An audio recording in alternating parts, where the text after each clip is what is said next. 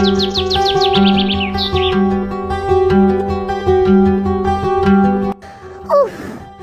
उफ, तौबा तौबा, आज तो मैं मर ही गया। एक तो रमजान और ऊपर से इतनी मेहनत, इतनी तेज धूप। ऐ मेरे अल्लाह, थोड़ा रहम कर दे, इन रमजानों में थोड़ी बारिश ही बरसा दे।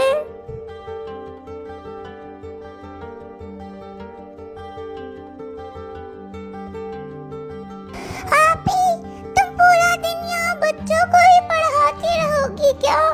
उठ के अफ्तारी ही बना लो, रोजा खुलने वाला है, मुझे बहुत जोर की भूख लगी है। छोटे, तुझे कितनी बार समझाया है कि रोजे की हालत में बार बार भूख का जिक्र मत किया कर, इससे गुनाह मिलता है, ईमान कमजोर हो जाता है।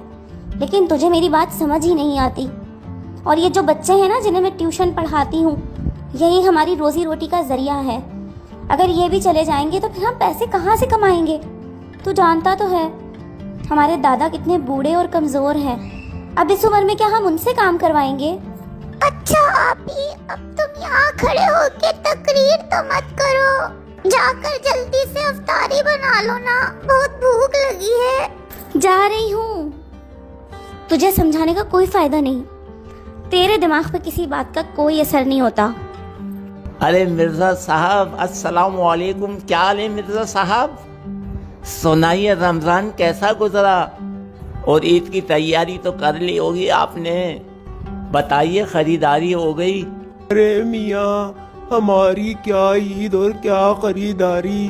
अरे ईद तो बच्चों की होती है, बस बच्चे खुशी से मना लें, हम भी उसी की खुशी में खुश हो जाते हैं। अच्छा ठीक है, अफ्तार होने वाला है, मैं चलता हूँ। खुदा हाफिज, अल्लाह निगहबान।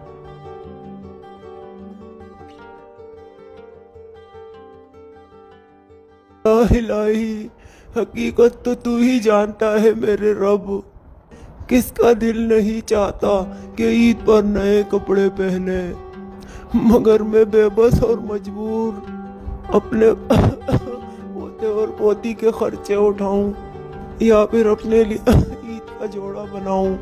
या इलाही, तू रहम कर। छोटू मस्जिद की दीवार के पीछे से खड़े होकर अपने दादा जान की सारी बातें सुन रहा था।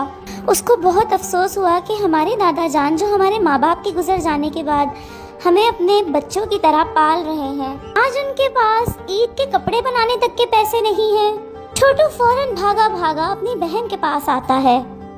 आपी, आपी, तुम मुझे जल्दी से पैसे दे दो, मुझे दादा जान के लिए कपड़े लेकर आने हैं। इस ईद पर दादा जान को हम नया जोड़ा बना कर देंगे। छोटू, मेरे पास इतने पैसे नहीं हैं कि मैं तुझे दे सकूं। तू जानता तो है कि मैं बच्चों को ट्यूशन पढ़ाती हूँ, और इतने से पैसों में कहाँ जोड़ा आएगा। मैं खुद इस बार ईद पर कपड़े नहीं बना पाऊंगी और ना ही तेरे लिए कुछ ले सकूंगी। फिर हम दादा के लिए कपड़े कहाँ से लें? मगर आप भी कुछ तो सोचो, कुछ तो करो। हमारे कपड़े बने या ना बने, पर हम दादा के लिए कपड़े जरूर बनाएंगे। वो हमारे बुजुर्ग हैं, जब तक वो नया जोड़ा नहीं पहनेंगे हम ईद कैसे मनाएंगे? अच्छा ठीक है, मैं कुछ सोचती हूँ। हम कुछ ऐसा करते हैं जिससे हमारे पास थोड़े पैसे आ जाएं और हम दादा के लिए नया जोड़ा बना सकें। वो लड़की अपने किचन में आती है और अपने छोटे भाई के लिए मज़ेदार छोले तैयार करती है। वो छोले तैयार करके छोटू को दे देती है और छोटू छोलों से भरी बाल्टी लेकर छोले बेचने के लिए निकल पड़ता है। छोटू का यही मकसद था कि वो छोले अच्छे दामों पर बेचकर कुछ पैसे जमा कर ले और अपने बूढ़े दादा के लिए ईद का नया जोड़ा ले आए। छोले ले लो, छोले ले लो, गरम गरम छोले, ताजे ताजे छोले, चटपटे से छोले, छोले ले लो, छोले ले लो।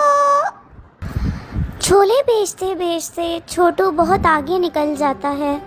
शाम ढल जाती है, उसके आधे से ज़्यादा छोले बिक चुके होते हैं, लेकिन अब उसे समझ नहीं आ रही होती कि इफ्तार का वक्त होने वाला है और वो इफ्तार कहाँ पे करे। छोटू एक मस्जिद के बाहर पहुंचता है और मस्जिद देखकर खुश हो जाता है। सोचता है कि अंदर जाकर रोज़ा इफ्तार कर लेना चाहिए। ये मस्जिद है तो यहाँ कुछ ना कुछ तो मिल ही जाएगा। बस यही सोचकर वो मस्जिद के अंदर आ जाता है। बेटे, तुम कोई परदेसी मुसाफिर लगते हो। एक काम करो, मस्जिद में ही रोज़ा खोल लो। अरे, अफ्तार की तैयारी तो मुकम्मल है, मगर मौज़िन साहब अभी तक नहीं आए। लगता है हम में से किसी को अज़ान देनी पड़ेगी। चाचा, आप परेशान मत हो, मैं अजान दे देता हूँ। मुझे अजान देना आती है। छोटू जल्दी से खड़ा होता है और हाथ बांधकर अजान देना शुरू कर देता है।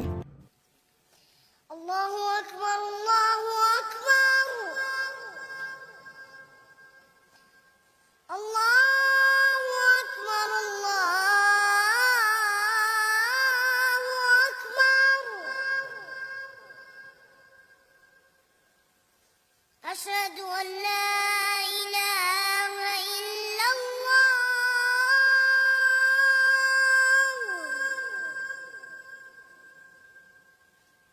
अशहदु अल्ला इलाहा इल्लल्लाह। जिस वक्त छोटू मस्जिद में आज़ान दे रहा था, उस वक्त वहाँ मोहल्ले के सबसे अमीर आदमी उस्मान साहब भी मौजूद थे।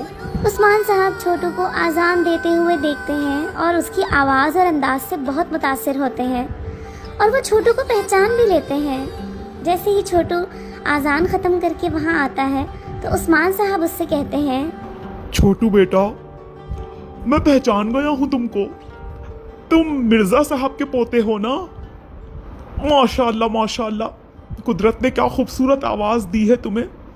लेकिन मेरे बच्चे, तुम्हें इस वक्त यहाँ इस मस्जिद में आने की ज़रूरत कैसे पेश आई? तुम तो बहुत छोटे बच्चे हो, अपने घर से ऐसे तन्हा कैसे निकल आए? छोटू उस्मान साहब को सारी हकीकत बताता है कि वो छोले बेचने के लिए निकला था क्योंकि उसे पैसों की ज़रूरत है। उस्मान साहब उसकी बात सुनकर मुस्कुरा देते हैं और फिर उसे अपने साथ लेकर जाते हैं। उस्मान साहब बाज़ार में अच्छी अच्छी दुकानों पर जाते हैं और छोटू को ढेर सारी शॉपिंग कराते हैं और ना सिर्फ उसके दादा जान के लिए बल्कि उसकी बहन और उसके लिए भी उसे अच्छे अच्छे कपड़े दिलवाते हैं और खाने पीने की चीज़ें भी दिलवाते हैं और फिर वापस छोटू को लाकर उसके घर पर छोड़ देते हैं। छोटू जैसे ही अंदर आता है तो उसके दादा और उसकी बहन उसके हाथ में इतना सारा सामान और कपड़े देखकर खुश हो जाते हैं। दोस्तों, ईद खुशी का त्यौहार है और ईद मनाने का हक सबको होता है, फिर चाहे वो अमीर हो या गरीब। ईद तो सबके लिए होती है, इसलिए अपने आसपास ऐसे लोगों को तलाश करें जिनके वसाइल कम हैं। उनकी मदद ज़रूर करें ताकि वो भी आपकी तरह अच्छी तरह से ईद मना सकें।